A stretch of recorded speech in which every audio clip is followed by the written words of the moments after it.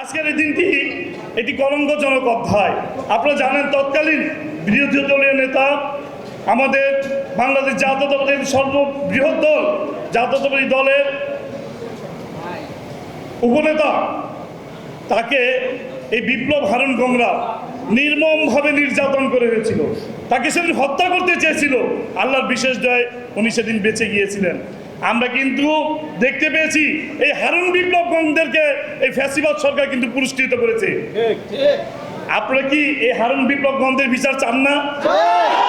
তাদেরকে কারা, তাদের হাত রক্তে রঞ্জিত, তাদেরকে কারা পালিয়ে যাওয়ার সুযোগ করে দিল? তাদেরকেও বিচার একদিন বাংলার মাটিতে করতে হবে। আমরা চাই এদেরকে ধরে এনে বাংলার মাটিতে জনতার আদালতে বিচার করা হোক। এই সরকার কিন্তু আমাদের আন্দোলনের ফসল। আমরা 18 বছর আন্দোলন করেছি, লড়াই করেছি, সংগ্রাম করেছি। শত শত মিথ্যা মামলা দায়ের করা হয়েছে। এই বৃদ্ধ বয়সে কারা নির্যাতনের শিকার হয়েছে। অসংখ্য নেতা কর্মীদেরকে কারাগারে রেখে নির্মমভাবে হত্যা করেছে।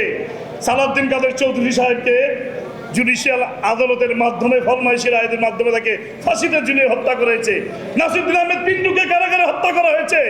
এমনিভাবে আমাদের অসংখ্য নেতা কর্মীদেরকে কিন্তু হত্যা করা হয়েছে, ষড়যন্ত্র করা হয়েছে। আমরা আন্দোলন চালিয়ে গিয়েছি। কাজে এই সরকার কিন্তু আমাদের আন্দোলনের ফসল। আমি এই সরকারকে বলতে চাই, জনগণ নির্বাচনের জন্য মুখিয়ে আছে। দীর্ঘদিন যাবৎ ভোট দিতে পারেনি, ভোটের অধিকার প্রতিষ্ঠার জন্য কিন্তু মুখিয়ে আছে। কোনো ধরনের টাল বাহানা করবেন না।